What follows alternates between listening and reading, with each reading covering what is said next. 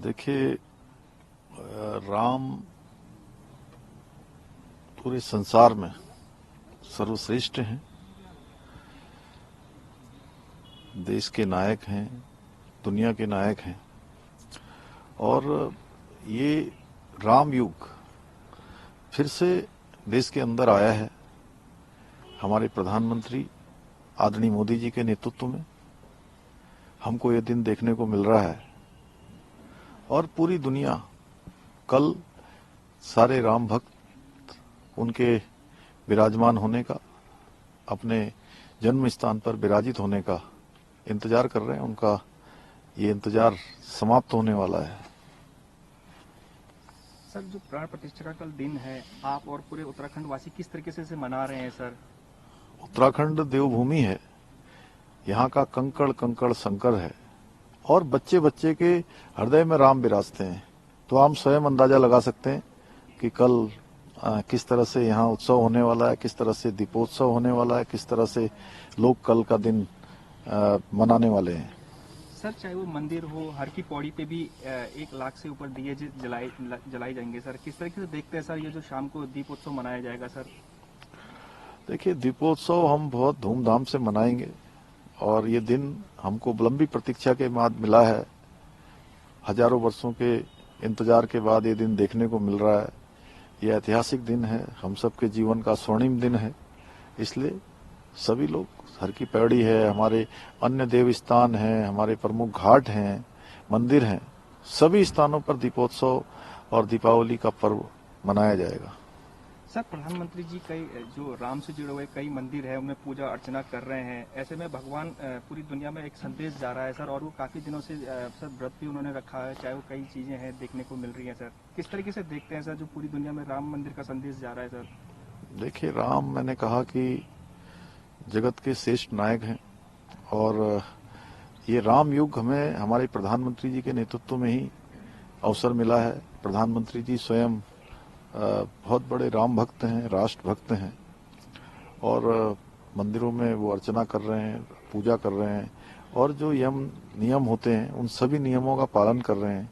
देश को दुनिया का सर्वश्रेष्ठ देश बनाने के लिए अपना जीवन लगा रहे हैं। सर, वही गांधी जी हैं, वो भी न्याय यात्रा निकाल रहे हैं। ऐसे टाइम पे विपक्ष एक गठबंधन की कोशिश हो रही है और राम जिन्होंने पूरी सृष्टि को आज अयोध्या में बांध के रखा है, ऐसे में आप किस तरीके से देखते हैं सर? पूरे विश्व के नायक के रूप में, विश्व के न्याय के रूप में राम का शासन जाना जाता है, भगवान राम का शासन जाना जाता है। पूरी दुनिया भगवान राम के विराजित होने का अवसर देख रही है, उस अवसर का इंतजार कर रही है, उन क्षणों पर वहां पर किसी न किसी रूप में साक्षी होना चाहती है। ऐसे समय में ये अपनी राजनीति कर रहे हैं। ऐसे समय में इस प्रकार की राजनीति नहीं होनी चाहिए, क्योंकि पूरी दुनिया, पूरा समाज आज जिस दिशा में जा रहा है, हमें भी उस दिशा में जाना चाहिए और जो समाज के लोग होते हैं उस समाज के साथ चलते हैं।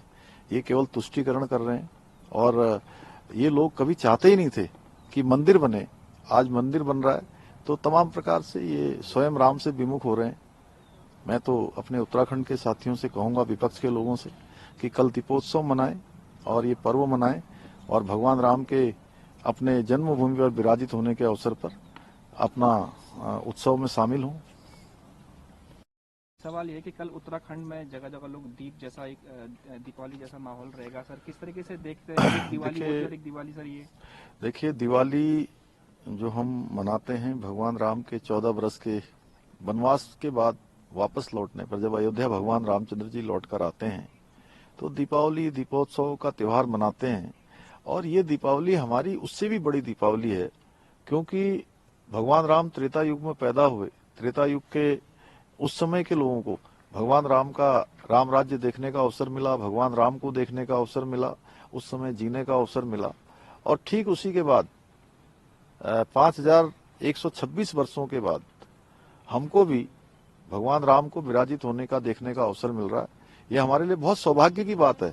और ये क्षण लंबे संघर्षों के बाद, लंबे आंदोलनों के बाद, लंबे बलिदानों के बाद हमको भगवान राम को विराजित होने का, देखने का अवसर मिल रहा है।